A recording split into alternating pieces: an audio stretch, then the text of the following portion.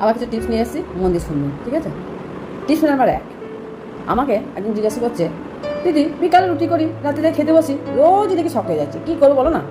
সমস্যা শোনা মাত্রই তাদেরকে আমি বললাম সমাধান করার উপায় আমি বলে দিচ্ছি। বললাম, শোনো, এবার থেকে না যখন রুটি করবে না, রুটি তৈরি করবে, রুটি তৈরি করে যে পাত্রে রুটি স্টোর করে রাখবে, সেই পাত্রে না একটু আদা রেখে দেবে, দেখবে রুটি অনেকক্ষণ নরম থাকবে। টিপস নাম্বার 2, আমি একদিন বিরিয়ানি বানালাম, আমার বোন এসে বলছে, জিজ্ঞেস করছে, দিদি তুই বিরিয়ানি বানালি, চাল তো একটাও ভাঙিনি, কী করে করলি? আমি বললাম, একটা ম্যাজিক।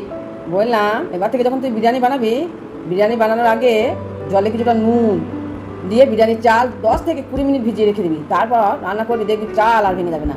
আমার ভাই যে আমাকে জিজ্ঞেস করছে, পিসুমণি, টিপস নাম্বার 3, পিসুমণি আমি ফ্রিজ পরিষ্কার করছি, দুর্গন্ধ হচ্ছে, লেবু রস দিয়ে পরিষ্কার করছি, ভিনিগার বেকিং সোডা দিয়ে ফ্রিজ পরিষ্কার করার পরেও দুর্গন্ধ কিন্তু দূর হচ্ছে না, একটু বলো না? আমি বললাম, দাঁড়া, এবার থেকে না ফ্রিজের দুর্গন্ধ হলে একটা খবরের কাগজের পাতা অল্প একটু জল ছড়িয়ে ভিজিয়ে ভিজিয়ে বলের মতো করে বানিয়ে ফ্রিজে 3-4 ঘন্টা রেখে দিস, দেখবি ফ্রিজে আর বাজে গন্ধ আসবে না।